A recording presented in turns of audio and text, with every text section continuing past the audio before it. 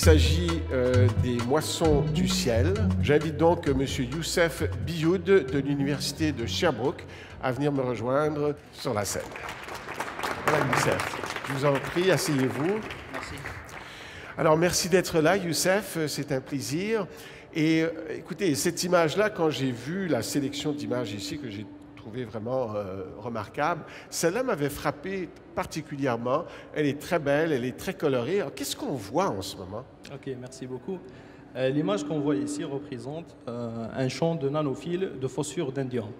Pardon? Un champ de nanophiles de phosphure d'indium. C'est quoi ça?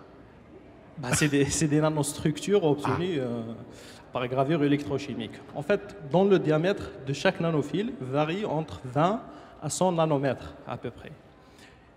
Et on peut obtenir ces nanostructures par gravure électrochimique bipolaire. Ça veut dire on prend notre matériau de base, qui est un semi-conducteur, on le plonge dans une solution électrolytique acide, on applique certaines conditions électriques, puis après, ces nanostructures se forment tout naturellement. Wow! C'est le courant électrique qui permet à cette forme-là d'apparaître dans le liquide? Ah, oui. C'est ça. Et aussi l'acide. D'accord. Maintenant, c'est beau, c'est pas du blé, là, vous venez de l'expliquer, mais à quoi ça sert? Parfait. Bon, ces nanostructures font déjà partie de notre vie quotidienne. On peut les trouver dans tous les dispositifs microélectroniques ou optoélectroniques et dans les cellules solaires. Donc, ces nanostructures peuvent augmenter et participer à l'augmentation du rendement des cellules solaires en jouant le rôle d'une couche anti-reflet. Ça veut dire, quand le rayonnement solaire va frapper la surface, elle va être piégée entre les nanophiles. Et du coup, on va augmenter l'absorption du rayonnement solaire et par conséquent, on obtient un fort rendement de la cellule solaire. Mais est-ce que c'est la partie supérieure qui va absorber la lumière solaire ou est-ce que c'est toute la fibre en entier? Mais en réalité, c'est toute la structure 3D qui va absorber la lumière. La partie absorbée va être absorbée, la partie réfléchie va frapper un autre nanophile pour être absorbée à nouveau et va augmenter l'absorption. Et quel est le degré d'efficacité par rapport à des cellules Bon, c'est une bonne question. On essaie de pousser la recherche et développer plus. Il y a certaines simulations qu'on est en train de faire, mais je ne peux pas vous donner un chiffre. Mais franchement, la théorie nous explique qu'on peut vraiment augmenter le rendement des cellules. C'est en cours de développement, je ne peux pas confirmer. Parce que les cellules photovoltaïques modernes, actuelles, Oui. ont une efficacité d'à peu près 30%, ce qui n'est pas énorme. Dans ce cas-ci, vous pensez pouvoir faire plus? Vous parlez des cellules solaires à base de silicium. Donc, Oui, c'est les cellules solaires les moins coûteuses. Mais nous, on est en train de développer une autre génération des cellules solaires. C'est les cellules solaires à 3 jonctions, à base de matériaux semi-conducteurs 3,5, avec des structures avec des nanostructures comme les nanophiles.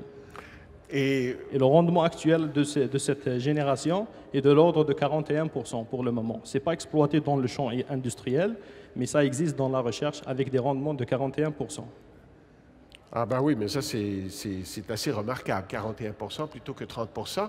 Mais comment produisez-vous de l'électricité en utilisant ces structures? Comment faites-vous l'interface? Ah, l'interface, ça c'est l'interface. Oui. Mais soit en bas, soit en haut, on a des couches de semi-conducteurs de jonction MP, ça veut dire un qui est dopé N et l'autre qui est dopé P. Et le rayon solaire, lorsqu'il va frapper cette interface entre les deux matériaux, il va générer un photocourant, le courant électrique. Et la durée de vie de ce matériau? J'ai pas de réponse pour cette question. Est-ce que ça peut être exposé à l'air libre avec les éléments? Ouais, une fois fabriqué, bien sûr, on peut l'exposer à l'air libre.